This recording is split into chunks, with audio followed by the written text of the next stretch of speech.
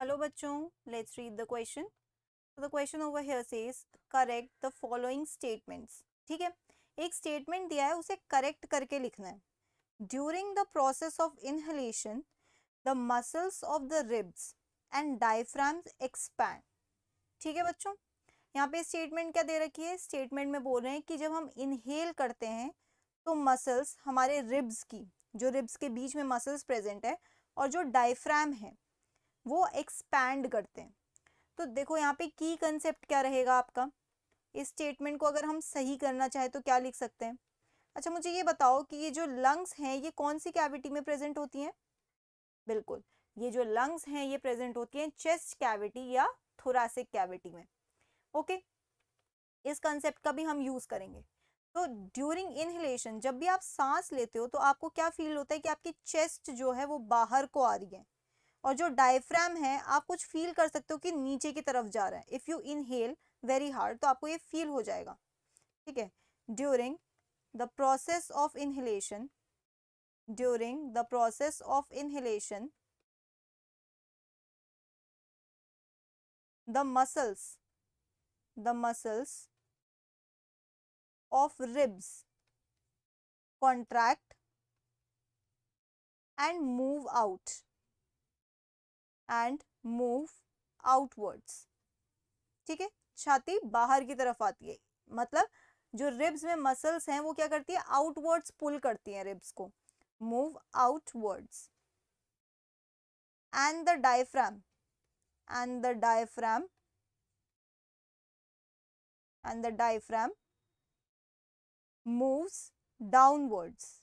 ठीक है, नीचे की तरफ जाता है, downwards. which expands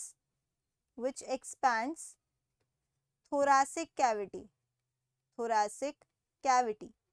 ठीक है, तो इनहेलेशन के टाइम पे क्या होता है? सांस अंदर जब हम लेते हैं तो जो चेस्ट कैविटी है वो फूल जाती है, एयर से फूल जाती है. ठीक है, ये कैसे फूलती है? थोरैसिक कैविटी एकदम स्पेस बना लेती है एयर के लिए. कैसे बनाती है? जो रिब्स हैं उनको बाहर मूव करके और जो डायफ्राम है उसे नीचे मूव करके स्पेस बना लेती है एकदम, थोरैसिक कैविटी या फिर चेस्ट कैविटी. अब देखो बच्चों, ये हमने स्टेटमेंट को करेक्ट कर दिया, इस स्टेटमेंट को और इसमें कुछ वर्ड्स ऐड करके इसको एकदम एप्ट बना दिया. हम देखते हैं इनहेलेशन के टाइम पे क्या होता है. Inhalation of air. ठीक है, इनहेलेशन ऑफ एयर, इस टाइम पे क्या होगा? Ribs in between muscles in between ribs,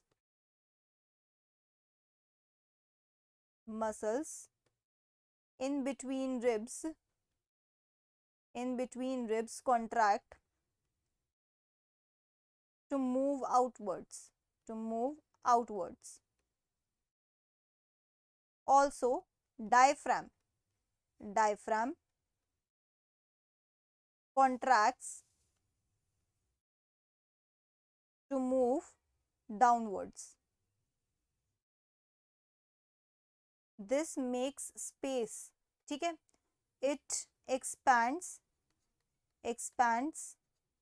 chest cavity. और इसी को क्या कह रहे हैं हम? इसी को कह रहे हैं thoracic cavity. तो ये फ्लो डायग्राम के फॉर्म में हमने एक्सप्लेन कर दिया. So that's it for the question. I hope you understood it well. Best of luck.